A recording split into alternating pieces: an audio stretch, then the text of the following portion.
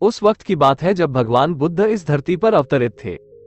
एक व्यक्ति था जिसके पास धन दौलत की कोई कमी नहीं थी। उसके पास जीवन काटने वाली पत्नी और बहुत प्यारे 2 बच्चे भी हैं। उसके पास सब कुछ है। फिर एक दिन उस व्यक्ति के मन में भगवान को पाने की लालसा जगी। उसने सोचा कि मैंने बहुत सारा धन कमा लिया है, अब कभी धन की कमी नहीं आएगी, पर मेरे पास ईश्वर नहीं है, मुझे ईश्वर के दर्शन करने हैं। उस व्यक्ति ने ईश्वर खोजने की ठान ली। फिर उसने कई सारे मंदिरों और धर्म स्थानों का निर्माण करवाया, पर उसे ईश्वर के दर्शन नहीं हुए। फिर उसने दान पुण्य करना शुरू किया। उसके खजाने से कई सारा धन दान पुण्य में लगा दिया, फिर भी उसे ईश्वर नहीं मिले। फिर उस व्यक्ति ने सोचा कि अब मैं बड़े बड़े धामों के तीर्थ करता हूँ। उस व्यक्ति ने कई तीर्थ स्थानों के दर्शन किए। ऐसे ही 20 साल गुजर गए, पर उस व्यक्ति को ईश्वर नहीं मिले। भगवान को पाने की कोशिश करते करते वो इंसान थक गया और आखिरकार वो एक दिन महात्मा बुद्ध के पास गया और कहने लगा कि महात्मा, मैं 20 साल से ईश्वर को खोज रहा हूँ, पर मुझे ईश्वर कहीं भी नहीं मिले। क्या आप मुझे ईश्वर पाने का कोई मार्ग दिखा सकते हैं? उस व्यक्ति की बातें सुनकर महात्मा बुद्ध उससे बोलने लगे कि सुनो बालक, ईश्वर खोजना कोई बड़ी बात नहीं है, वो तो बड़ी आसानी से मिल जाते हैं।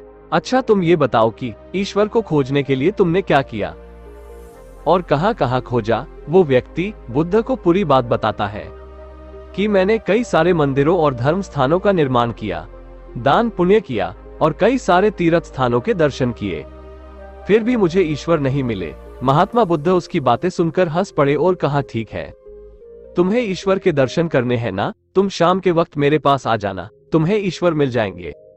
वो सज्जन खुश होकर चला गया कि मुझे आज ईश्वर के दर्शन होंगे। फिर कुछ देर बाद संध्या होने को आई, पर महात्मा बुद्ध संध्या होने से पहले कुछ ढूंढने लगे। शिष्यों ने आकर पूछा कि गुरुजी, आप क्या ढूंढ रहे हैं? महात्मा बुद्ध ने बताया कि मेरे पास एक कीमती मोती था, परंतु वो कीमती मोती खो गया है, उसे ही ढूंढ रहा हूँ। महात्मा बुद्ध की बात सुनकर शिष्य भी उस मोती को ढूंढने में लग गए। सभी मोती को ढूंढ ही रहे थे कि इतने में वो व्यक्ति भी वहां पहुंच गया। उसने देखा कि कुटिया के बाहर महात्मा बुद्ध और उनके शिष्य कुछ ढूंढ रहे हैं। उस व्यक्ति ने बुद्ध के पास जाकर पूछा कि गुरुजी, आप सब क्या ढूंढ रहे हैं? महात्मा बुद्ध ने बताया कि मेरा कीमती मोती खो गया है, उसे ही ढूंढ रहे हैं। यह सुनकर वो व्यक्ति भी उस खोए हुए मोती को पूरी लगन से ढूंढने लगा। ढूंढते ढूंढते रात होने को आई, पर मोती नहीं मिला। वह व्यक्ति परेशान हो गया। फिर उसने महात्मा बुद्ध से पूछा कि गुरुजी, आपने आखिरी बार मोती को कहाँ देखा था, ठीक से याद कीजिए।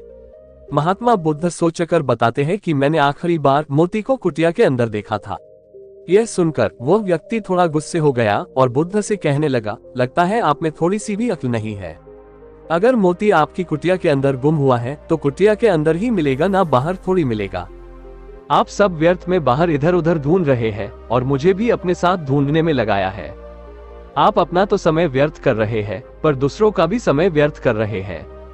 फिर महात्मा बुद्ध उस व्यक्ति के सामने देखकर मुस्कुराने लगे। यह देखकर वो व्यक्ति बोला कि महात्मा, आप हंस रहे हैं, मुझे कुछ समझ में नहीं आया। महात्मा बुद्ध बोले, वत्स, मैं तुम्हें यहाँ बुलाकर यही तो समझाना चाहता था कि जिस ईश्वर को तुम 20 सालों से बिना सोचे इधर उधर ढूंढ रहे हो, उसे तुमने कभी अपने अंदर की कुटिया में खोजा ही नहीं। ईश्वर कभी खोजने से नहीं मिलते, उसके लिए तन मन पवित्र होना चाहिए, तभी ईश्वर के दर्शन होते हैं। अगर तुम ईश्वर के सच्चे दर्शन करना चाहते हो तो इधर उधर भटकना छोड़कर अपने अंतर आत्मा में ध्यान लगाओ। ईश्वर तुम्हें वही मिलेंगे। अपने अंदर के ईश्वर को तुम देख लोगे तो हर जगह, हर इंसान में तुम्हें बस ईश्वर ही दिखाई देंगे। महात्मा बुद्ध की अमृत भरी वाणी सुनकर उस व्यक्ति को अपनी गलती का एहसास हुआ। वह बुद्ध के चरणों में गिर पड़ा और माफी मांगते हुए कहा कि मैं व्यर्थ में ही इधर उधर भटक रहा था, लेकिन वास्तव में तो ईश्वर हमारे अंदर ही होते हैं। तो दोस्तों, भगवान को हमें बाहर नहीं बल्कि अपने अंतर मन में ही ढूंढना चाहिए। अपने मन को और अपनी सोच को साफ और पवित्र रखना चाहिए। अगर आपको आज की यह वीडियो पसंद आई हो तो चैनल को सब्सक्राइब जरूर कर देना और वीडियो को शेयर और लाइक जरूर कर देना।